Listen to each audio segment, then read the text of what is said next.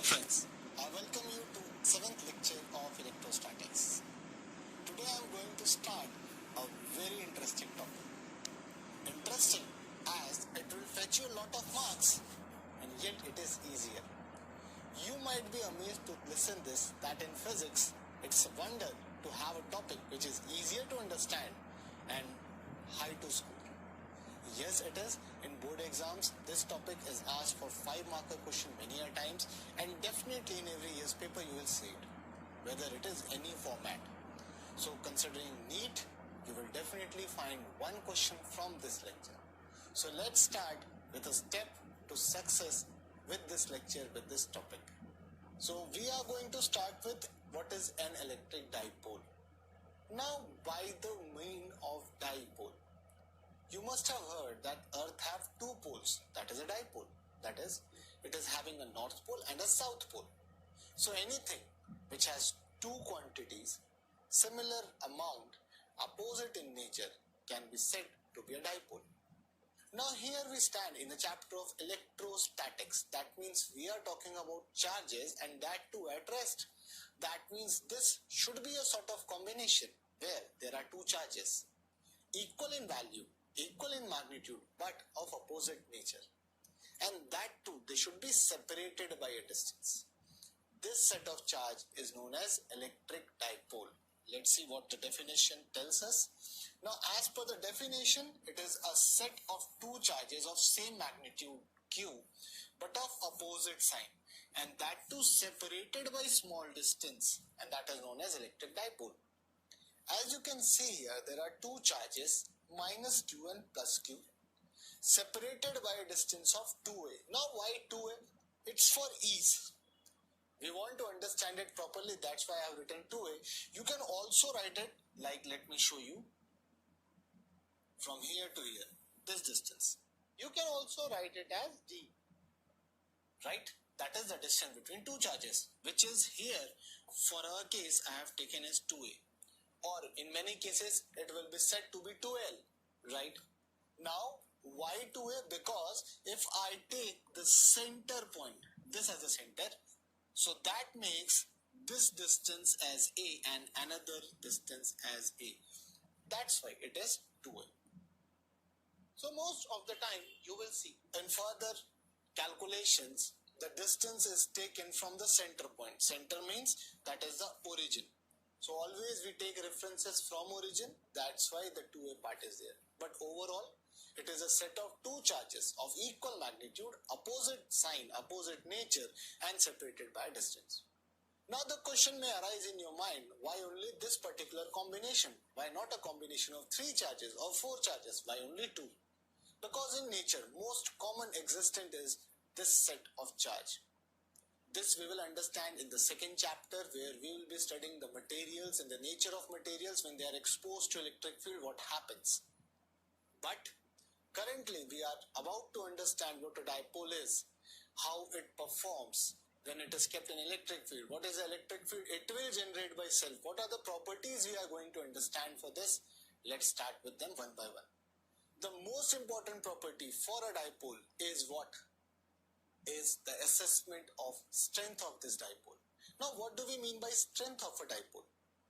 Any dipole has a particular physical quantity which can help you measure how much strong the dipole is. And that physical quantity is known as dipole moment. What is a dipole moment? It is a parameter of measuring the strength of a dipole. Now how can we do that? So there is an involvement of value of charge or the magnitude of charge and the distance between the two charges, right? If you see here, as per the definition, it is a vector quantity. By convention, it is always directed from negative charge to positive charge. And it is equal to the product of magnitude of one charge and the distance between the two charges. Let's see what the theory says here. As per the theory, it's a vector quantity directed from negative charge to positive charge, right? And its magnitude is equal to product of charge and the distance between two charges, right? If you see here, this is one charge, this is another charge and the distance between them is 2a. So if I write the formula for same, it would be Q into 2A, right? Now, what should it be represented with? So it is represented with small p, with a vectorial sign. So currently if I say p here, that's okay, right? But about the direction, how to mention the direction. So let's take this as first formula. So this is the formula, and what should be the direction? So direction is along the line joining two charges. Two charges from negative charge towards the positive charge. That's what it has been marked here. So this is the dipole moment. Now the term comes, what is the unit of this dipole moment? So when you come to the unit, it's very easy to understand. Unit. When you talk about the unit, it is easier to fetch the unit from the formula. For dipole moment, instead of charge, you will write coulomb as a unit, and for distance, you will write meters. So the unit for dipole moment is simply coulomb meters, right? Now after unit, when you talk about the dimension, what should be the dimension of same? So as per dimension, again let's go by formula for dipole moment. The dimension for charge would be A1 T1. Dimension for distance would be simply L1, right? So the correct method of representation would be dipole moment is equals to M0 L1 T1 A1.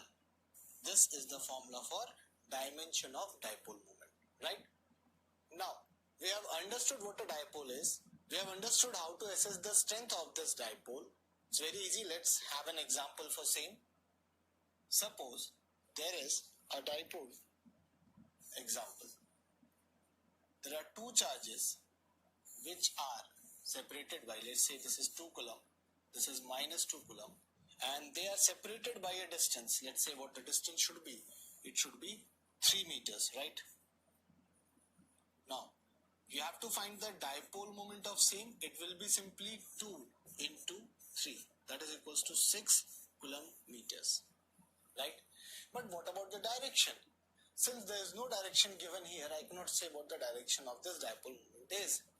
But if for the same line, if I set a direction, that is above would be y-axis like this, and here would be the x-axis, right? So let's take this as x-axis and this as y-axis.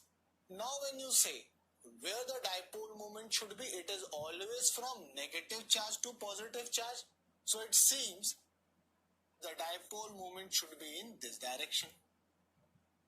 That means it is along minus x-axis. So I'll write dipole moment, vectorial form, minus 6i cap coulomb meters. This is the right answer to represent the dipole moment, where I have direction as well as unit for same. I hope you have understood this one. It's very easy, right? Now let's start with the further details of electric field, where one of the most important detail is the electric field applied by this dipole. Now what are the cases we are going to study? Let's see in the next part.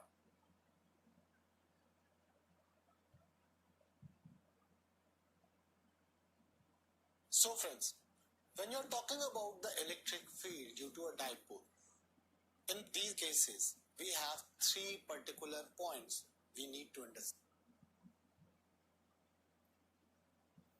So friends, when you're talking about the electric field due to a dipole, in these cases, we have three particular points we need to understand. One is along the line joining the dipole. That's the one case. Second, the line which is perpendicular to the dipole starting from the center of the dipole. And third would be any other point. So let's start with the very first case, that is to identify the magnitude or to calculate the magnitude of electric field on the line joining the two charges. And that is known as axial line or axial position. These are the names which has been used as an alternative to this. So when you start, you first assess that these are the charges, minus charge and the positive charge, with this as center separated by distance 2a.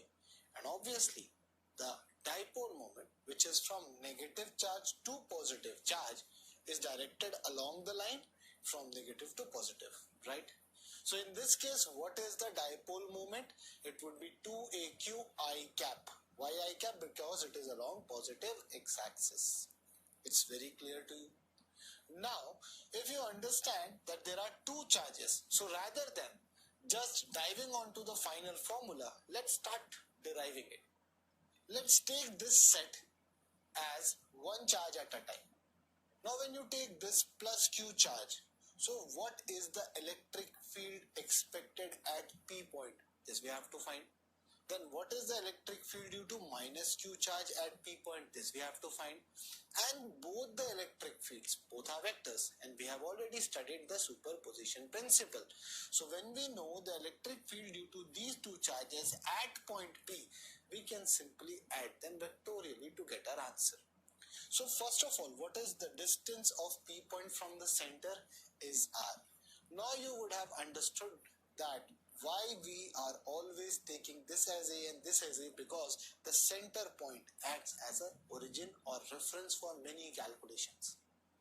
Now, what would be the distance from Q to P? That would be certainly R minus A. What would be the value of that? So simply, if I say that would be E1. Now, for E1, what should be the magnitude? Let's get that. So when you write the value of E1 would be equal to 1 upon 4 pi epsilon naught. What is the charge? Plus Q. What is the distance between these two? I'll say R minus A whole square. Now I have an option. I write this as unit vector here and then add the equation which will further come as vectorial format. That will be quite complicated. So I want to simplify this one. What I do, I take this as mod. That means now what I have with me is E1. And what is the magnitude of this? Is 1 by 4 pi epsilon naught Q upon R minus A whole square, where this would be equation 1. Right? So I have the value of E1 with me. Now let's move on to the second part. Now let's talk about the negative charge. So for negative charge, the value of electric field will be E2 and plus the direction. At point P, what is the charge lying? It's a test charge. And what is the nature of test charge? It is positive. So negative charge will attract the test charge towards itself, right? Now we need to find the value of E2. What it is? If you find the magnitude, I'll find the magnitude only. So E2 for me would be 1 upon 4 pi epsilon naught Q. Because I am finding the magnitude, direction I have already specified. What is the distance between these two? So from here to center is A. From here to here is R. So I will write R plus A whole square. This would be second equation. So I have both the magnitudes of E1 and E2. So it's evident that both the electric fields are opposite in direction. So if you want to understand what is the net electric field at this point, so it's very simple here. We just have to add the two. So from equation 1 and 2, the net electric field I am talking about would be E net. That should be E1 minus E2. How do I know that E1 will be greater than E2? Because in E1, the denominator was R minus A. That means the denominator was smaller. Whereas in E2, that is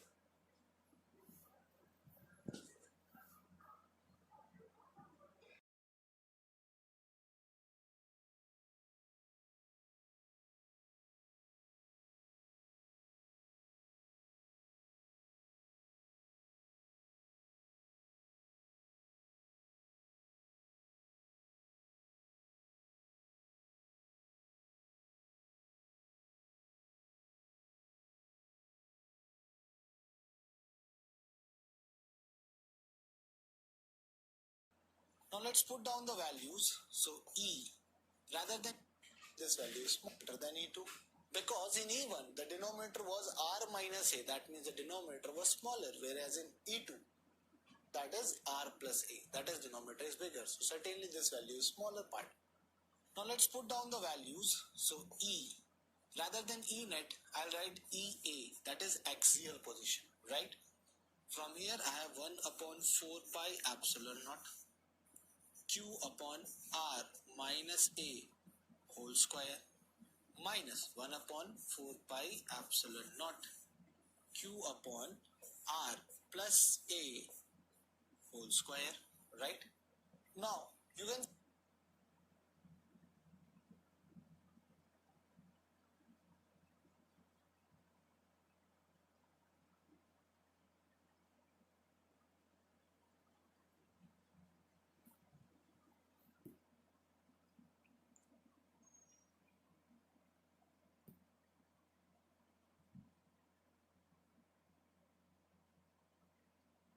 so friends, when your is specified, what is the distance between these two?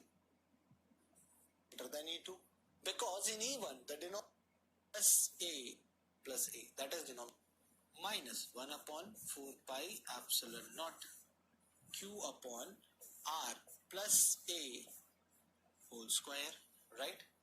Now you can see some things are common. Let's take them out. When you see here EA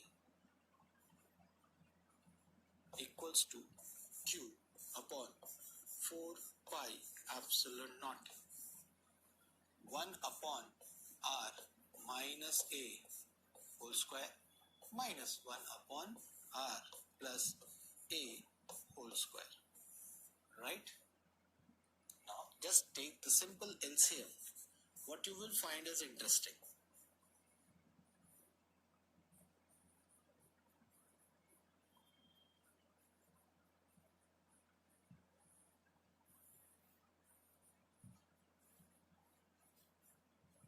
Right? So on solving this, when you open this one, you will get Q upon 4 pi epsilon naught 4 R A, that is divided by R square minus A square. This is the value of EA. Now this is not the final answer. I want you to remember. Why? First of all, there is the direction confirmation we need. Second, we need this answer in terms of dipole moment. So now comes how to dial in dipole moment here. Let's focus on that.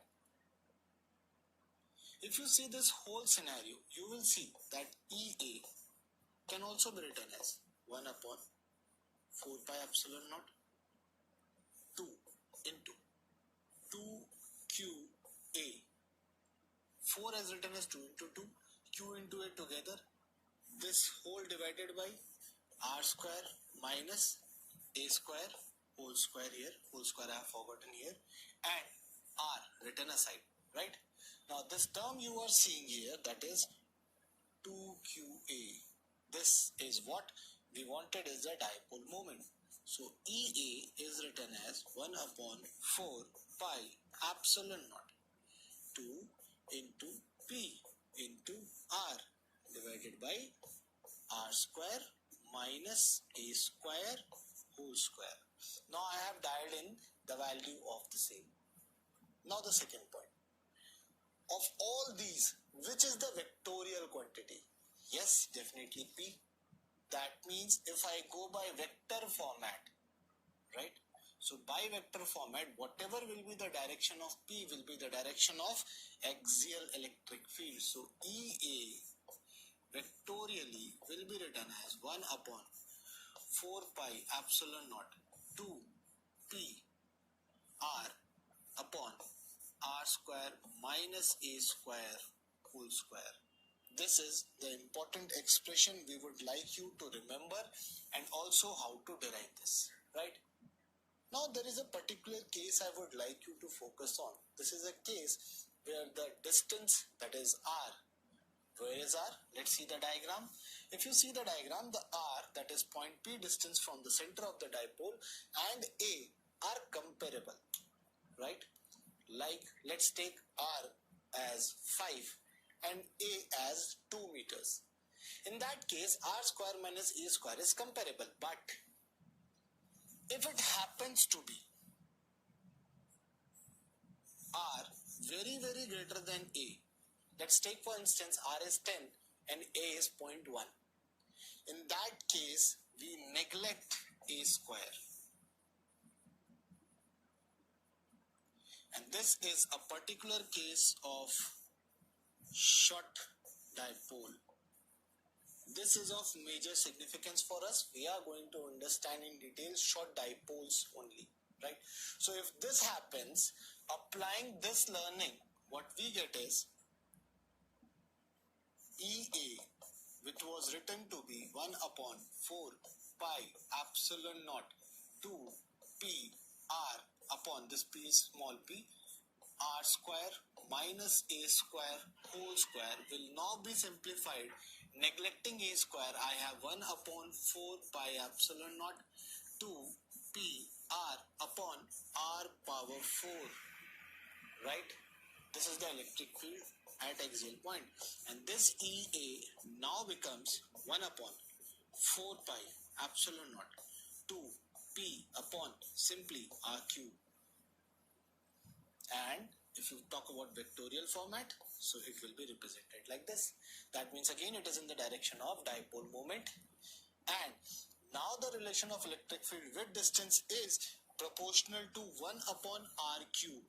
This is an important point, and similar kind of thing we have already observed in previous cases, right? So if you understand here, I can simply write that electric field at axial point is parallel to dipole moment in this case. So always when you find that what is the direction of axial electric field, that is electric field exhibited by the dipole at axial position, is always in the direction of dipole moment. So I have given you the direction, and what would be the magnitude? So if it is a short dipole, this is the answer, 1 upon 4 pi epsilon naught 2 P by R cube. And if it is a normal dipole, where R is comparable to A, then it is this 1 upon 4 pi epsilon naught 2 P R upon R square minus A square whole square. And where should be the direction of axial electric field here? It's in this direction. Why so? Because you can see the direction of dipole moment is also along this side. So are we clear on this, that the magnitude of electric field due to axial position, what it is? Also, what is the direction of electric field at axial position? And the axial electric field is parallel to this dipole moment. I hope you have understood this derivation. It will fetch you 5 marks in the board exams. Now let's move on to our next position, that is equatorial position.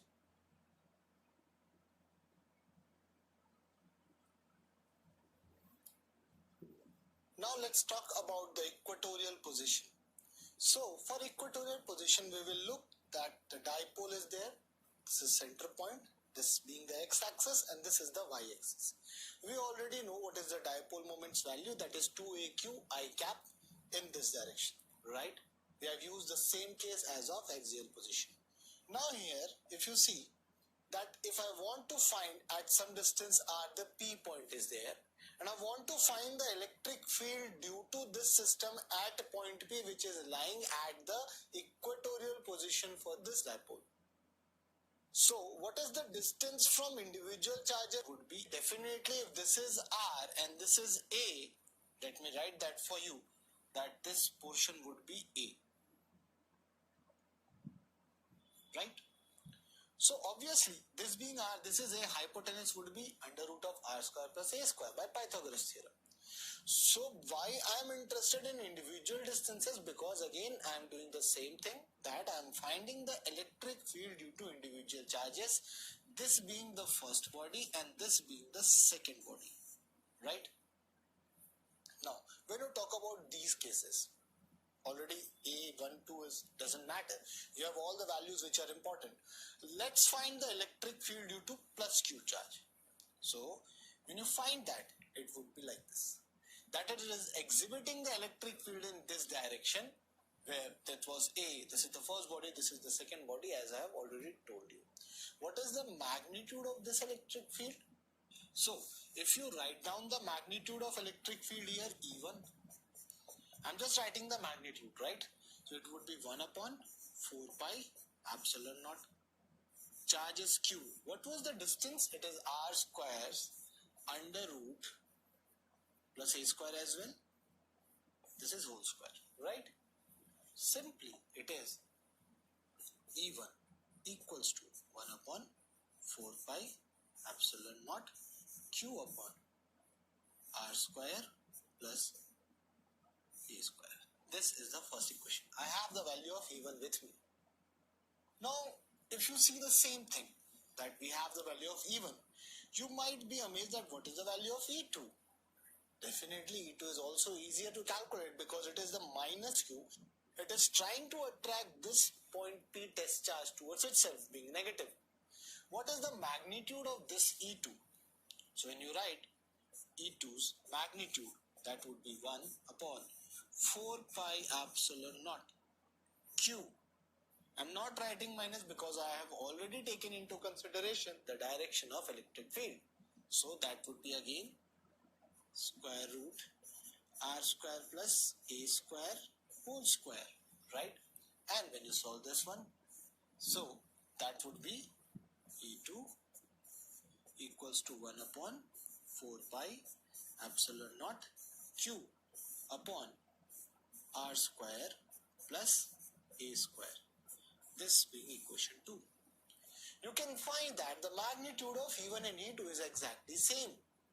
Direction may be different, but the magnitudes are exactly equal.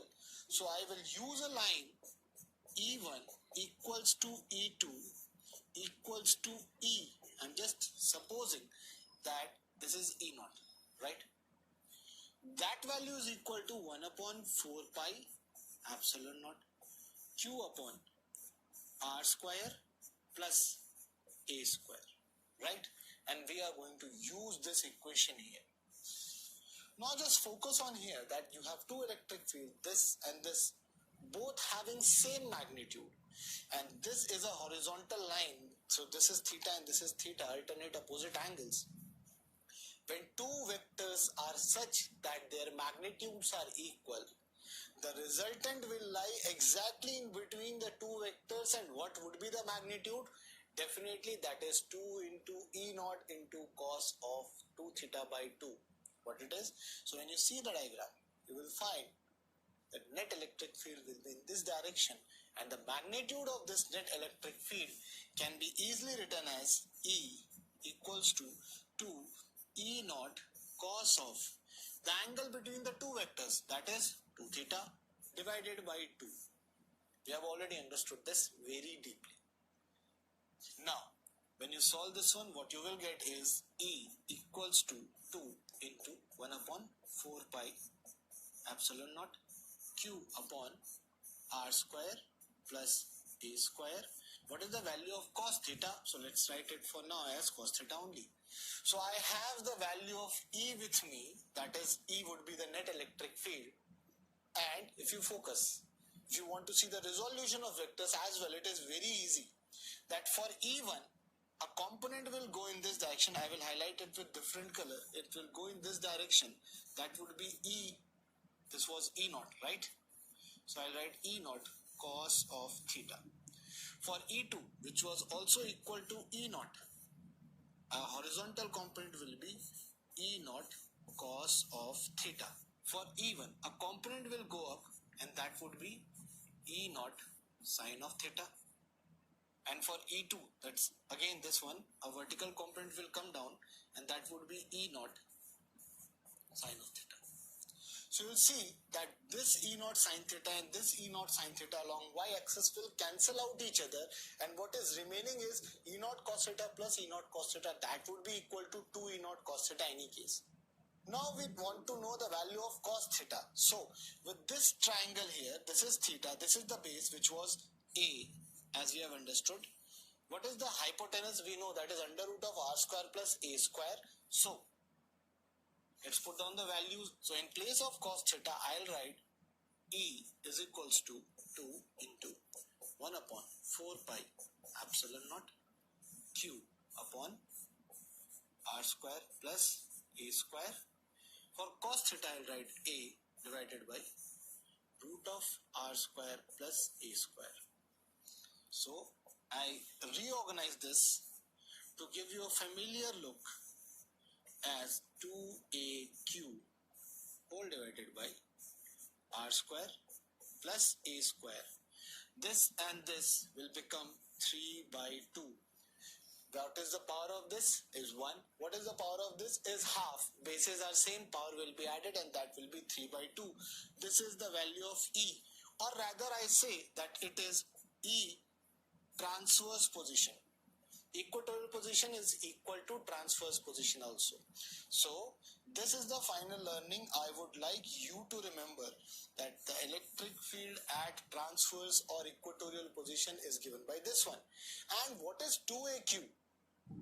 Yes, this 2aq is Et is equals to 1 upon 4 pi epsilon naught P upon r square plus a square power 3 by 2. This is rather more important expression. Do remember this. And here I am still missing the direction. Now for the direction part, if you focus on the diagram, let's focus on the diagram here. That net electric field is going in this direction and the dipole moment is going in this direction, right? So if you draw, dipole moment is going like this and net electric field, that is E, or I'll say ET, is going in this direction. That means they are anti-parallel. So if you want to write this thing vectorially, what you will find is here ET vectorially is equals to minus of 1 upon 4 pi epsilon naught P vector r square plus a square power 3 by 2. I hope you have understood this one, that why it is negative, because in vectorial direction the P is on towards right side, or it is along positive x-axis, and net electric field is going along negative x-axis. Now similar to the previous case, if R is very greater than A, this was a case where R was comparable to A. Now if R is very greater than A, then what will happen? We have to neglect A square, right? When you neglect this A square, what will happen? In that case, this ET by magnitude, if I say, will be 1 upon 4 pi epsilon naught P upon R square power 3 by 2, right? So this is the magnitude part. If I solve this, I'll get 1 upon 4 pi epsilon naught P upon R cube. This 2 and 2 will be cancelled, cube will be left, and this is ET. This is the magnitude of electric field due to short dipole at transverse position. And if you go by the vectorial sign, same thing applies here as we have studied upwards. That is, ET on vectorial platform would be minus of 1 upon 4 pi epsilon naught P upon R cube. This is the vectorial form. So we are clear both at the magnitude and the directional part how electric field depends on the dipole moment. What happens when R is comparable to A and what happens when R is too much greater than A. We have understood both the cases. Now there's an important observation I want you to understand. If you see the two cases, at axial position electric field was going like this and dipole moment was also going like this. At transverse position, dipole moment is going like this, transverse electric field is going like this. So in here, if I want to draw a summary, I'll write it. I hope you can understand this one, that electric field along axial position is parallel to dipole moment. So along these two, the theta would be 0 degree. And for these two, if I talk about, that is the dipole moment and transverse position, theta would be 180 degree. That means they are anti-parallel. One again, an important correlation between the axial electric field and transverse electric field. What it is? If you see that the axial position electric field and the equatorial position electric field, that's hold a ratio of 2:1. How so? If you write, it's for short dipoles only, that E axial, which I am quoting to, is basically EA, which was 1 upon 4 pi epsilon naught. For short dipoles I am talking 2p vectorial form upon RQ, right? For this equatorial position, if I say that is equals to ET, which I have referred to, is equals to minus 1 upon 4 pi epsilon naught p vector upon RQ. This being the first and this being the second. Now you just take the ratio of 1:2. You will find that E axial upon E equatorial will be 2. Yes? And E axial divided by E equatorial on vectorial format will be -2. These are the two important observations you must remember, and they will be asked you separately. Do remember, in NEET exam they may ask that what is the ratio of electric fields. It would be 2 by magnitude. And what is the ratio of electric field only, if they ask, that would be -2, because electric field being a vector quantity, right?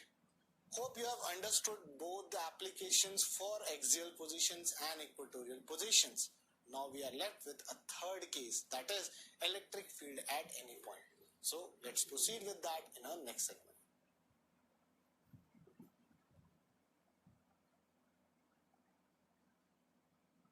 So by now we have understood the magnitude of electric field as well as the direction for axial and equatorial position. But what if the point does not lie in either of the two cases? That means we have to find the electric field due to this set of charge at any point. So let's start with that. So in order to understand that, let's have a diagram, the same case I started with the transverse position. This is the dipole moment, same dipole, minus q plus q, distance between them is 2a. Dipole moment along the positive x-axis, that would have been plus 2qa I cap. Now, if you say there's a point P, so from origin it is at a distance r, right? Now if I say that I have two charges and I want to apply this, right? If I want to apply that, what would be the net electric field by the previous concept, that this is the first charge, this is the second charge, and I start doing same. What I'll do is I'll connect this, and for here I'll say like this. That means the electric field due to this one would be E1, due to this one would be E2, right? As this is positive charge, it will repel it. This is the negative charge, it will attract it. This would be some angle beta, which I am unaware of. And I don't know the value of, let's take this as x1 and this as x2. So I don't know the value of x1, x2. So I can't find the value of E1 and E2 because there is no certain trigonometry.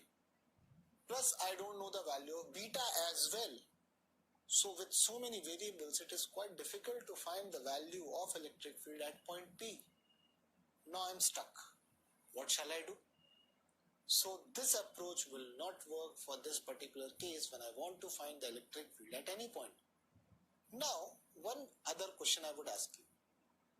If I could have solved this case directly, why did I go back to that section of solving the equatorial and axial position? What was the need of it? Basically, this method will not work here. Here I am going to use the direct method of application of axial position and equatorial position. But you might be wondering how we can do so. It's very simple. Now, Let's take this phase. So here again same thing, and I have changed my reference x-axis like this and y-axis like this. This is a new axis dimension I am talking about. For this case, if you see, the dipole moment does not lie, because the dipole moment here is in this direction, right? It is not lying on the x-axis, neither on the y-axis. And whenever I have a vector which is not aligning with my axis, I will resolve it. So if you see that in this direction, if I take along x-axis, what is the angle made by dipole moment with this axis? Is theta, right? So if the axis is making theta angle with this vector, so resolution of this vector will be cos theta in this direction and sin theta in this direction, right? So when I resolve this dipole moment, that means I have resolved this vector along this line. So this becomes a new dipole, which is having the dipole moment p cos theta. Now certainly this new dipole will exhibit some electric field on point P, and that you can easily find out. Why? Because it is a short dipole we are talking about. You have a new dipole where P point is lying at the axial position of this dipole. So I will say that on axial position, the electric field is parallel to the dipole moment of the vector. So dipole moment of vector is along this line, and electric field is also this line. I hope you have understood why we are following this approach, because the basic conventional method was not working. So I took a new reference, a new referential axis. This is x-axis, this is y-axis. I resolved the vector into two components. The very first component would be along the x-axis, that is p cos theta. So I am taking this as a new separate dipole for which point P is lying on the axis and it is applying electric field in this direction. And how can I justify this? Because we have already understood that in axial position, electric field is parallel to the dipole moment, right? Now, what is the value of this electric field? So when you talk about the short dipole, the electric field will be written as 1 upon 4 pi epsilon naught 2p upon r cube for short dipole. But here there's a separate new dipole. It's not p, it is what? P cos theta. This would be the first equation. So I have the magnitude of electric field, and this electric field we already know how we have derived this expression. I hope you have understood this application. Now, when you come back to this, we have taken one component P cos theta. Now it's time to take the next component, that is the second component. It will be, yes, it is P sin theta, and it will be directed along downwards, perpendicular to this line, that is along y-axis, our new y-axis, right?